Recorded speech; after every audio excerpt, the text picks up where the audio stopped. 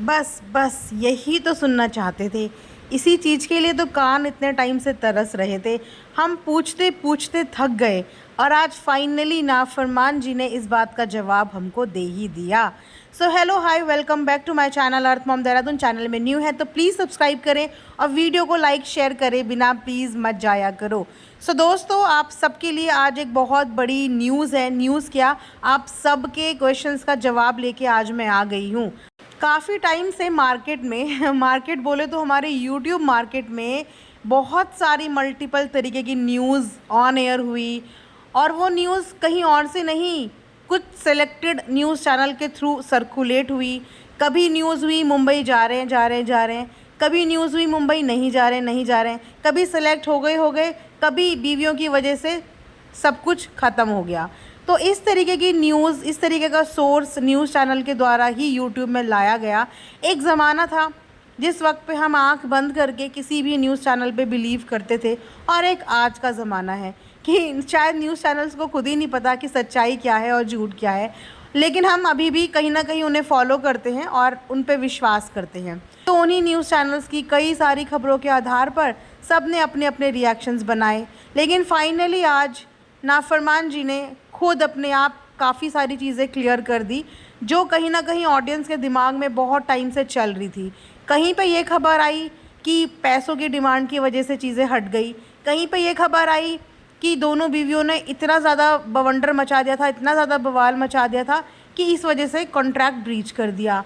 कहीं पे खबर आई कि नाफरमान जी ने बिग बॉस का इतना हल्ला मचा दिया कि बिग बॉस की टीम ने उनको बाहर कर दिया। मतलब जितने मुंह उतनी बातें, और वो बातें किसी और ने, आपने, मैंने या किसी और ने नहीं, वो बातें न्यूज़ चैनल्स के थ्रू पहुंचाई गई। और बहुत सारे लोग उन लोगों के भी कमेंट सेक्शन में भर भर के यही सवाल पूछ रहे थे कि आप मुंबई क्यों नहीं जा रहे हो, क्योंकि आज से 1-2 हफ्ते पुरानी वीडियोस अगर देख लें तो ये बोला जाता था कि बहुत जल्दी हम मुंबई जा रहे हैं, अब तो मुंबई आना जाना लगा रहेगा, अब तो मुंबई इज़ लाइक इनका सेकंड होम, जहाँ पे ये अक्सर आपको मिलेंगे ही और आपको 2-3 बार ये मुंबई के लिए आते जाते नज़र भी आए।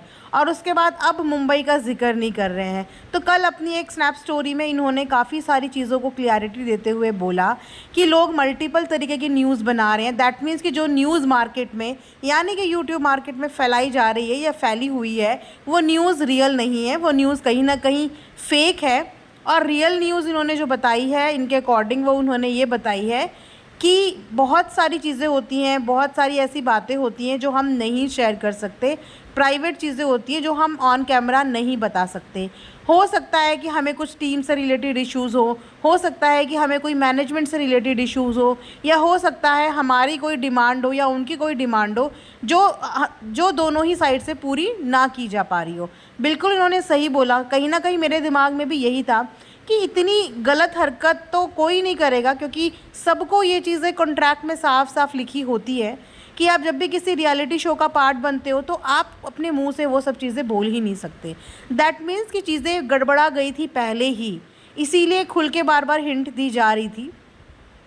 और कहीं ना कहीं रीज़न मैनेजमेंट, बिल्कुल सही आपने बोला कि इस समय इनकी फैमिली का मैनेजमेंट काफ़ी डिसबैलेंस हुआ है। इनफैक्ट तभी से डिसबैलेंस हो गया था जब फैमिली से इनकी टीम एक एक करके मूव आउट हो गई, उसके बाद डिसबैलेंस हो गया। देन सडनली इन्होंने फार्म भी अपना शुरू कर दिया। फार्म अपने आप में कितनी बड़ी रिस्पॉन्सिबिलिटी और इतनी बड़ी जिम्मेदारी है कि आप उसको भी किसी ऐसे के भरोसे छोड़ के नहीं जा सकते। उसके बाद इनके खुद के घर में 4-4 छोटे बच्चे, एक बीवी 4-4 बच्चों को नहीं संभाल सकती। आज की डेट में बीवी एक बच्चे को संभाल ले वही बहुत है, और 3 बच्चे तो इतने छोटे हैं कि उन्हें संभालना बहुत ज़्यादा मुश्किल है। और अदर देन दिस कुछ होंगी इनकी भी डिमांड्स, कुछ होंगी उनके साइड से भी, जो कहीं ना कहीं बीच में रुकावट ला रही होगी।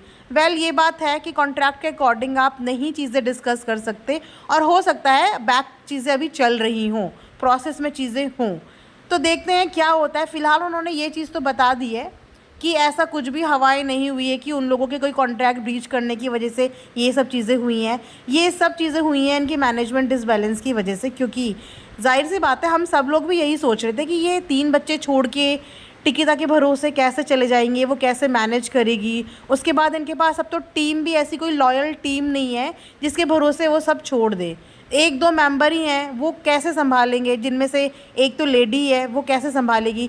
3 महीने तक घर के अंदर जाना, और उसके पीछे से आप टिकिता का नेचर भी जानते हो, वो इतना कुछ जानती नहीं है, सारी डिपेंडेंसी घायल के ऊपर ही है, और अगर वो भी घर के अंदर चली जाती तो फैमिली इनकी पूरी डिसबैलेंस हो जाती। तो इतना रिस्क नहीं ले सकते। प्लस इनकी जो मेन सोर्स ऑफ इनकम है वो है इनकी व्लॉगिंग, और कहीं ना कहीं घर में जाने की वजह से इनकी व्लॉगिंग, इनकी main source of income hamper हो जाती, व्लॉग्स इनके डिसबैलेंस हो जाते।